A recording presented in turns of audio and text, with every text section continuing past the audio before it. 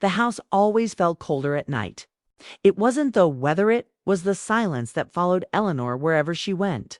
The sound of rain against the windows didn't comfort her anymore. It reminded her of the nights when her husband used to sit beside her, reading quietly while she sipped tea. Those moments were gone now, faded into memories that hurt to remember. 2 years had passed since he died, but the ache stayed quiet and heavy. It's like a forgotten song still playing somewhere in the house.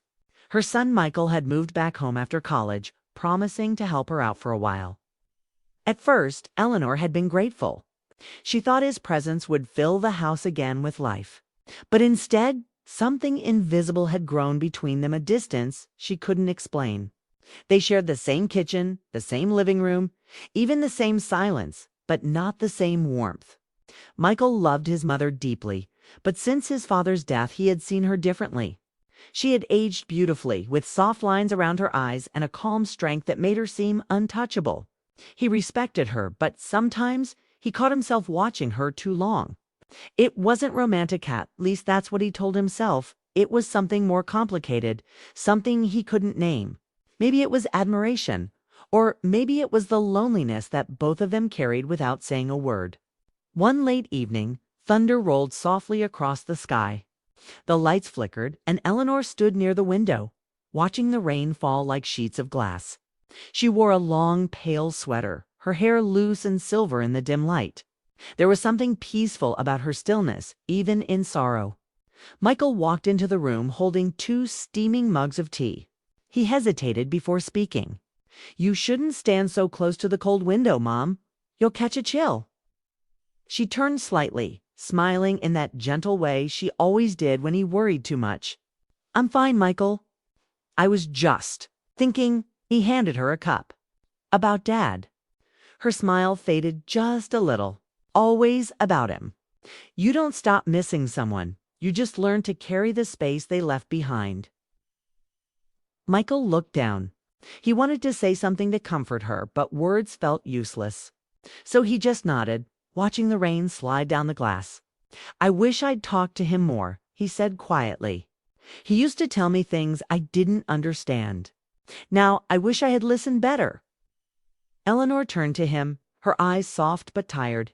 "You were young, sweetheart. You listened in your own way." For a moment they both stood there in silence.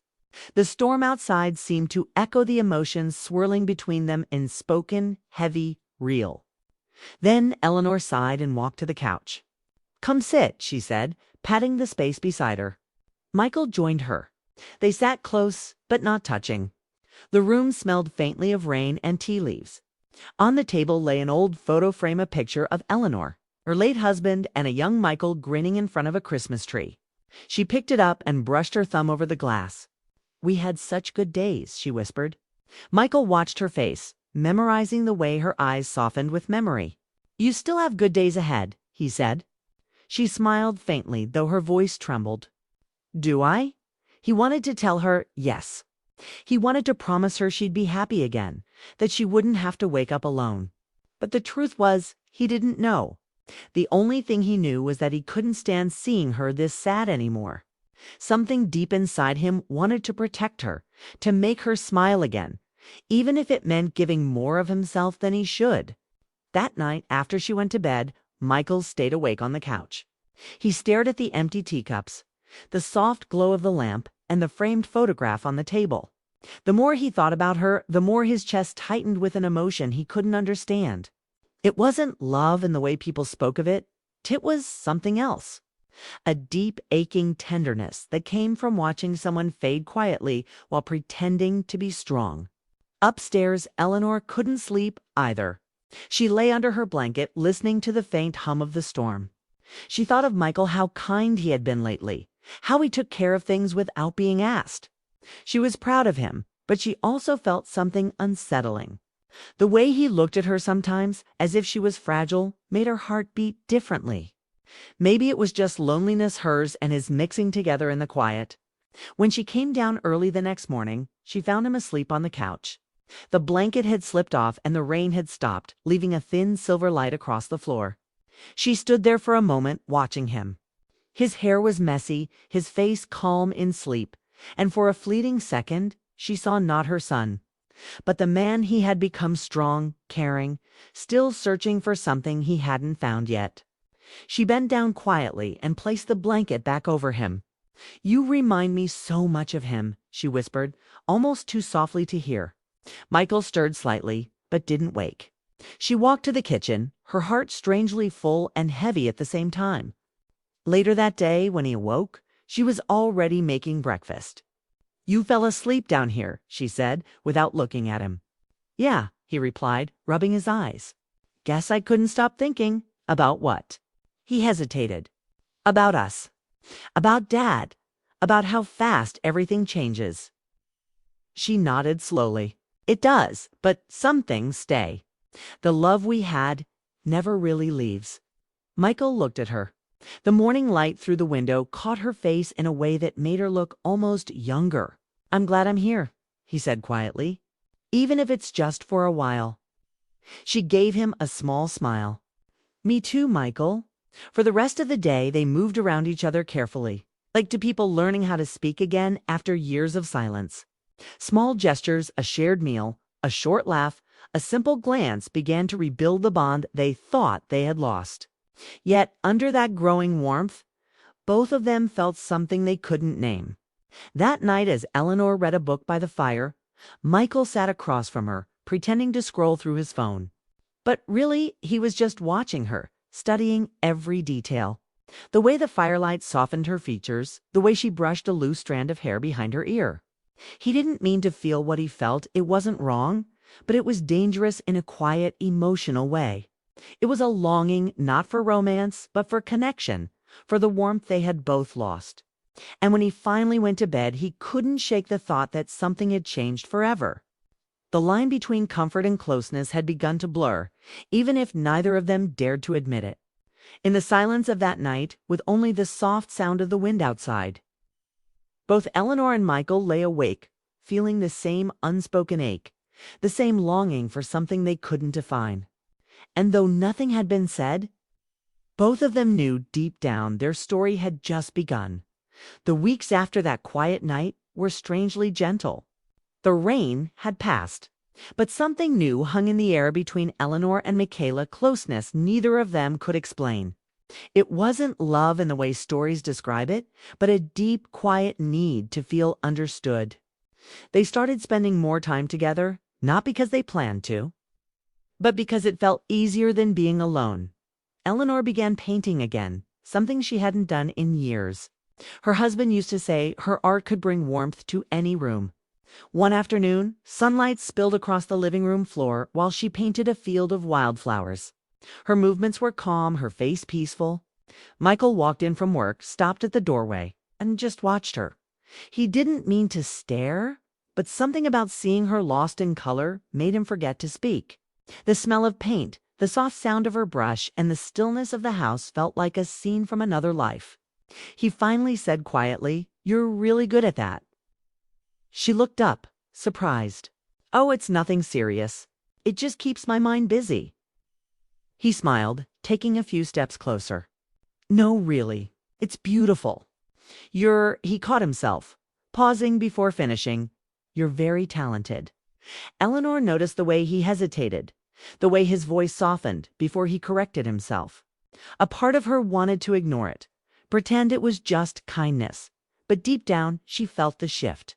For a few seconds, the air seemed heavier, like the walls themselves were holding their breath. She smiled politely. "Thank you, Michael. It means a lot." Then she returned to her painting, hoping the moment would fade, but it didn't. That small exchange left a trace of warmth and unease in both their hearts. Michael didn't understand it fully. He just felt drawn to her presence. After losing his father, he had grown used to seeing Eleanor as strong and untouchable. But lately she seemed human again, soft, vulnerable, quietly beautiful. It confused him. It scared him. That evening, they cooked dinner together. Eleanor chopped vegetables while Michael set the table. The light flickered slightly from the old chandelier above, and the kitchen smelled of herbs and garlic. When she reached up to grab a bowl from the shelf, he instinctively moved behind her to help. Their shoulders brushed, just barely. But it sent an unexpected shiver through him. Got it, he said quickly. Pulling the bowl down, she turned, smiling gently. Thank you. He nodded, stepping back a little too fast. Sure. They continued cooking, pretending nothing happened. Yet every small touch, every shared glance, carried a weight neither of them wanted to name. After dinner, they sat on the porch with cups of tea, listening to crickets. The world outside was calm, but inside both of them there was a storm they didn't talk about. His words were honest, too honest. For a second they both looked at each other, mother and son. Yet something deeper flickered beneath that surface. A longing not of romance, but of two lonely souls trying to find warmth in the same empty house. She stood up suddenly, setting her cup aside. It's getting late. You should rest. He nodded, sensing her unease. Good night, Mom. She paused at the door, her voice softer. Good night, Michael. That night, neither of them slept well. Michael kept thinking about the way she looked under the porch light, the way her voice trembled when she spoke. He wasn't in love with her, he knew that, but something inside him ached to protect her, to take away the sadness that had lived in her eyes for so long. Eleanor, lying in her bed, stared at the ceiling. She wasn't angry or confused, just deeply emotional. She missed her husband, but she also missed being seen, being spoken to, like she mattered. And lately, Michael's kindness reminded her what it felt like to be noticed. The next morning, she avoided his eyes at breakfast. The air was calm but heavy, filled with thoughts left unsaid. Michael tried to talk about work, the weather, anything ordinary, but their smiles felt forced. Later that day, while she was watering the plants outside, Michael came to her with a small wooden box. I fixed the old frame from your wedding photo, he said. It had cracked. She looked at it, touched. You didn't have to do that. Kai wanted to, he said quietly. She took the frame, her fingers brushing his for a moment. Thank you, Michael. He looked at her, trying to hide the emotion in his eyes. You deserve to keep those memories safe. That single sentence made her heart ache. Not because of what he said, but because of how much care was in it. She smiled, forcing lightness into her tone. You're too kind.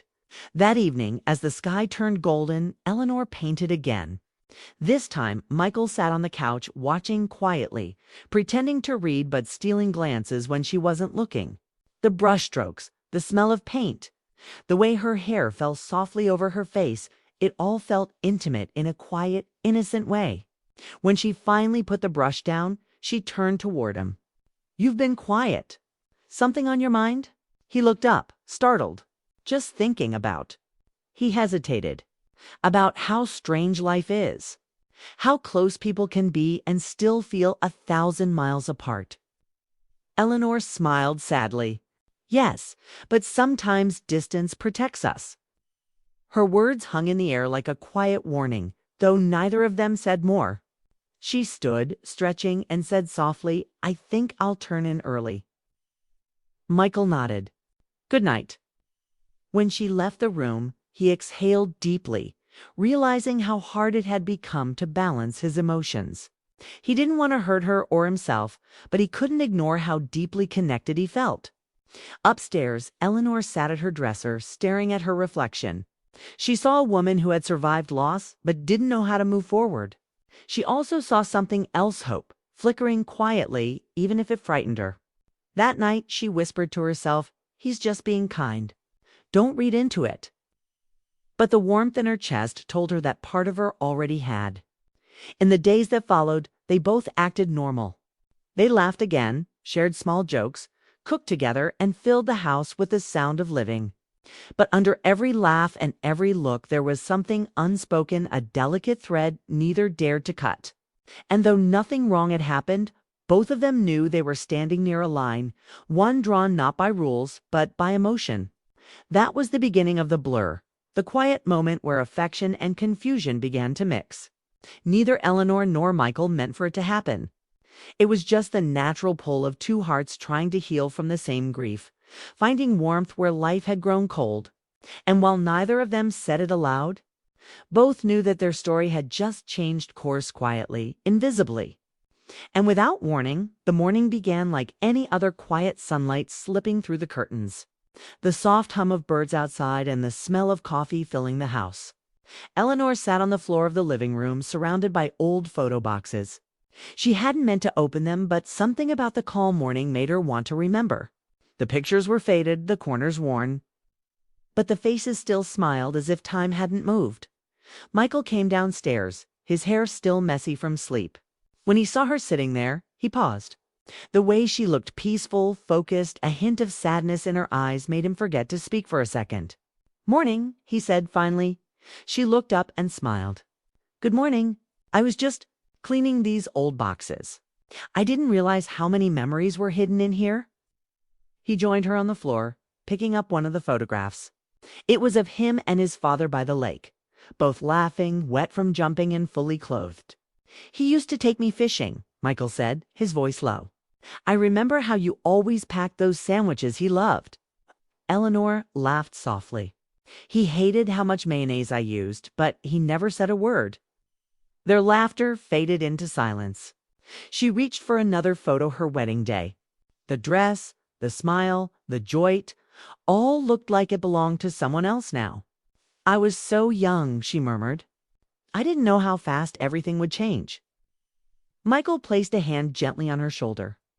"You were beautiful," he said quietly. She turned her head, their eyes meeting. There was no hesitation in his gaze, just sincerity and warmth. She felt her heart skip, not because of the words, but because of the way he said them. It had been years since anyone had looked at her like that with such gentle admiration. Trying to hide her emotion, she said softly, "You shouldn't say things like that." "Why not? It's true." The air around them thickened with unspoken tension. For a long moment, neither of them looked away. Then she cleared her throat, trying to break the moment. "Would you help me put these in order? Maybe we can make an album." He nodded quickly. Sure, they spent the next hour sorting photos, but both of them felt distracted. Every time their hands brushed while reaching for the same picture, Eleanor felt her pulse quicken. Michael felt it too, but didn't understand why. There was no wrong intention. Yet there was a strange closeness and emotional gravity pulling them together at one point. She reached for a photo at the same time he did, and their fingers lingered. She tried to move her hand away, but he didn't let go right away. The moment stretched longer than it should have. Then he spoke, his voice barely above a whisper. "I don't like seeing you lonely, Mom. You deserve happiness." Eleanor froze. The tenderness in his words hit her heart like a wave. "Michael," she said quietly, "some things we can't fix. Some things we just have to accept." He shook his head. "You gave up too soon. You think because Dad's gone, your life ended too. But it didn't. You're still here. You still have so much love to give." She looked at him, her throat tight. "And who would I give it to?" Their eyes met again, and this time neither of them looked away. The silence between them was charged, fragile, but deep. Then, without thinking, Michael reached for her hand. It was a simple gesture meant to comfort her. But when his fingers wrapped around hers, something changed. She didn't pull back immediately. She felt the warmth of his hand, the sincerity behind it, and the confusion it stirred in her. For a few seconds, time felt suspended. No future. Just that quiet connection neither could name. Then reality struck. She withdrew her hand gently, standing up. "You shouldn't do that," she said softly, her voice trembling. "I'm sorry." He said quickly, guilt flashing across his face. I hate seeing you sad. I didn't mean anything wrong." Eleanor turned away, trying to steady her breath. I know you didn't." But she also knew something inside her had shifted. Not in a way she wanted, but in a way she couldn't ignore. The loneliness that had lived in her heart for years had finally been noticed, and that was dangerous. Michael stood, unsure of what to do. "Mom, please don't be upset." She faced him, her expression soft but serious. "I'm not upset. I'm just confused. We're both hurting. And sometimes when people hurt, they start looking for comfort in the wrong places." He nodded slowly, shame washing over him. "You're right." For a while, neither of them spoke. The sound of the ticking clock filled the silence. Eleanor gathered the photos into a pile, her hands trembling slightly. Michael wanted to help but didn't move. He felt something heavy pressing on his chest, a mix of guilt, affection, and sorrow. After a moment, Eleanor said quietly, "You should take a walk. Clear your head." He hesitated, then nodded. "Yeah, maybe I should." When he left, the door closed softly behind him. Eleanor sat down again, her eyes falling on the wedding picture lying on the floor. Her younger self smiled back at her, a girl full of hope, standing beside the man she once loved with all her heart. Tears welled in her eyes. "What's happening to us?" she whispered. Outside, Michael walked aimlessly down the street. His thoughts raced, his emotions tangled. He hadn't meant to cross any line. He only wanted her to feel loved again. But now he realized that in trying to comfort her, he had awakened something he didn't understand. It wasn't romantic, it was something deeper, emotional, and painful. When he returned later that evening, the atmosphere in the house had changed. Eleanor had lit a candle on the table and soft music played in the background. She looked calm, composed again. "You're back," she said quietly. "Yeah," he replied. "I just needed air." Ski gave a small nod. "Good. We both needed to breathe." "Yeah," he replied. "I just needed air." She gave a small nod. "Good.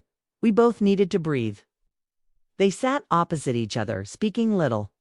The silence between them wasn't cold anymore. It was cautious. They both knew a line had been crossed that couldn't be undone.